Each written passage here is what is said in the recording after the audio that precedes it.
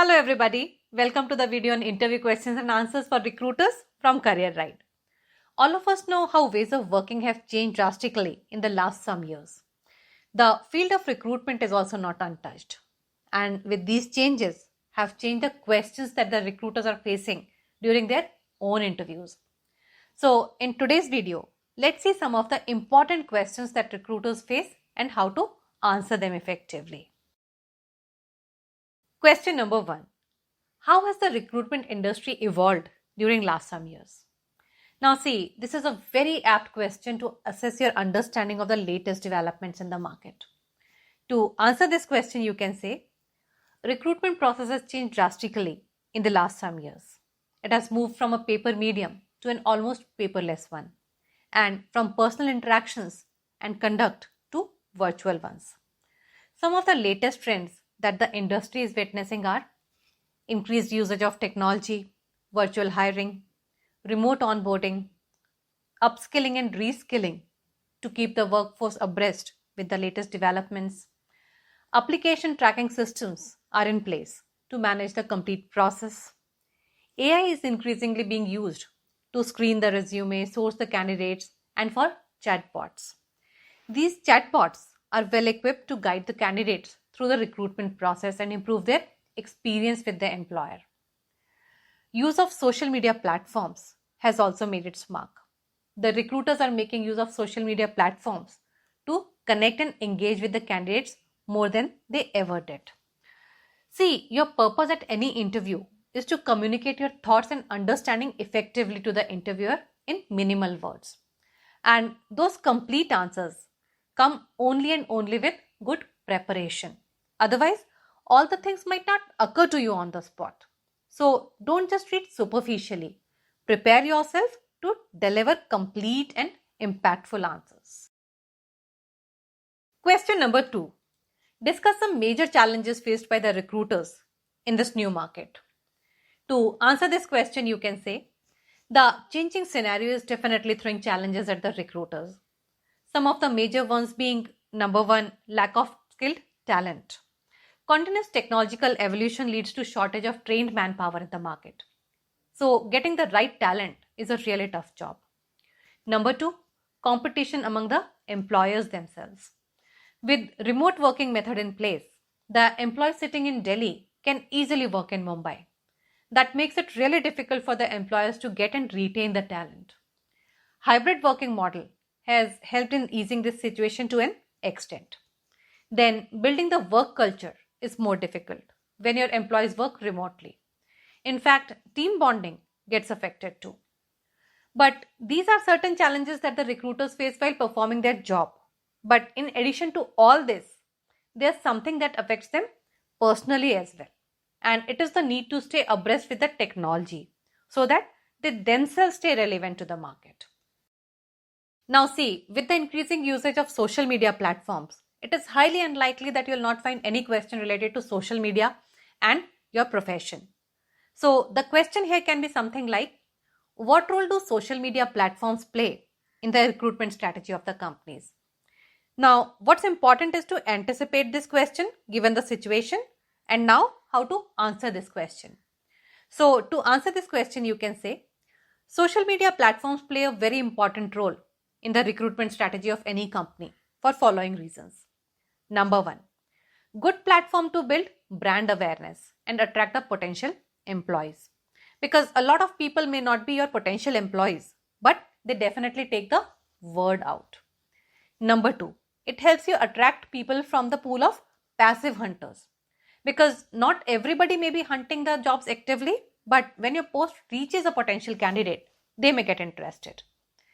Number 3, platforms like LinkedIn actually let you post the job requirements and engage with the potential employees, allowing a one-to-one interaction. Next, social media platforms also give you a sneak peek into a candidate's personality and behavior. Their social posts let you understand their conduct in a social setup. This helps in the background verification process also. And lastly, closing a position is quicker with social media because the candidates you interview after some interactions already have a significantly higher level of interest in the position. So this is how the social media is impacting the recruitment strategy. Now, with the hybrid work model in place, they can also ask you a question like, discuss various hybrid work models available in the market today. To answer this question, you can say, the various hybrid work models available in the market today are: number one, at-will model. This model offers maximum flexibility in terms of both the workplace and the work timings. The employees can choose to work from anywhere, anytime, which may be even outside the office timings of 9 to 5. The advantage is the flexibility it offers, while the disadvantage is the logistical problems it gets for the company, because it leads to a complete breakdown in communication within the team and a low morale for the employees. The second hybrid model that the market is observing is home first hybrid model. In this model, the employees work from home the maximum number of times, while they come to the office on designated days. The advantage to the employees is a good work-life balance, and the companies, they save upon the utility bills. The major disadvantage here is again the breakdown in communication, which leads to high attrition rate. Some employees may even take up a second job along with the main one, which is also called as moonlighting. And the third model that is quite prominent here is office first hybrid model. Here the employees work from office the majority number of times and remotely the rest of the time. Now see, as I always say, how important is to deliver the complete answers which come only with preparation. Because if you are not prepared, you might not be able to first of all recollect all the models. And even if you recollect them, you might miss upon talking about the advantages, disadvantages, or you might miss upon talking about the terms like moonlighting, which are very important for the completeness and impactfulness of this type of an answer. That is why I always say, don't read superficially. Always prepare yourself in depth to deliver good answers. Okay, now let's move on to question number 5. What are the most important characteristics a hiring manager appreciates in a recruiter? To answer this question, you can say, a good recruiter can make a hiring manager's job much easier and quicker. Some of the most important qualities any hiring manager appreciates in a recruiter are: number one, a good understanding of the requirement so that you get the right kind of candidates. I always recommend spending time on studying the requirement carefully before starting the search process.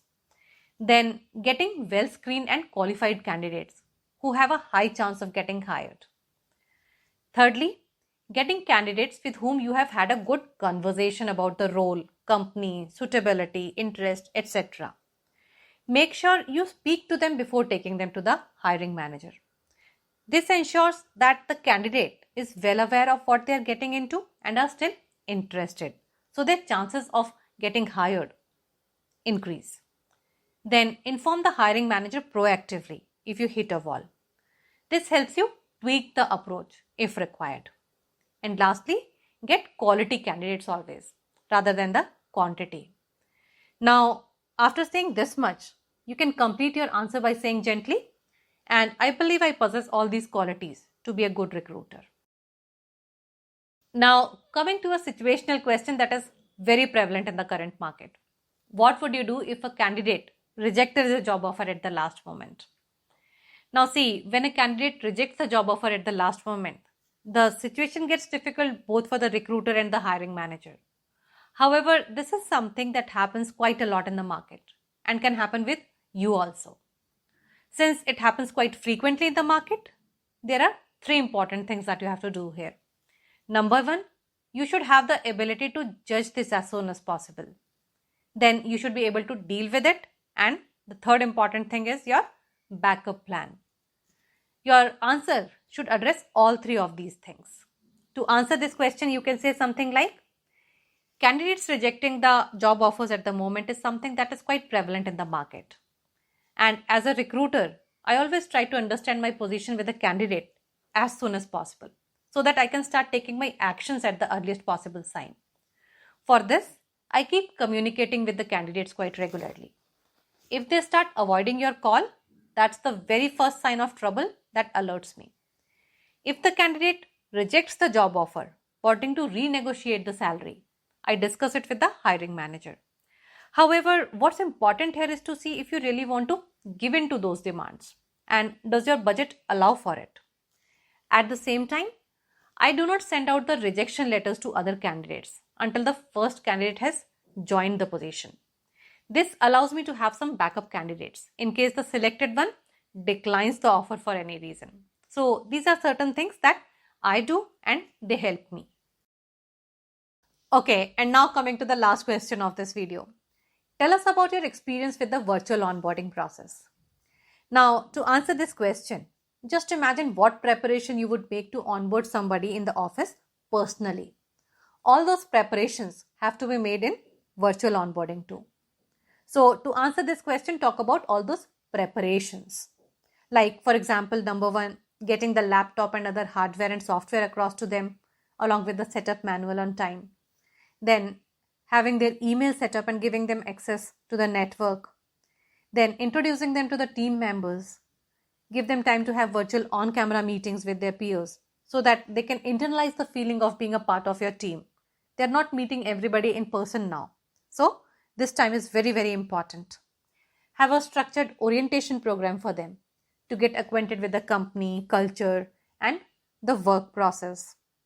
And lastly, keep checking in from time to time for any problems they might be facing.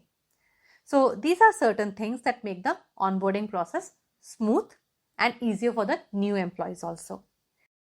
Now see, there are some more questions that are commonly asked to the recruiters during the interview. If you want to see them also and find out how to answer them effectively, you can watch my previous video also on this topic. Watching that video would ensure that you are perfectly prepared for the interview. The link is provided in the description box below. Please take a look. And with this, we come to the end of this video. I sincerely hope that whatever we have learnt in today's video was useful to you and would get you placed. If you have found it useful, do give it a thumbs up and share it with your friends too. For more such videos, you know what you have to do. You have to subscribe to this channel so that you can land your dream job. See you soon with a new one. Till then, bye-bye and take care.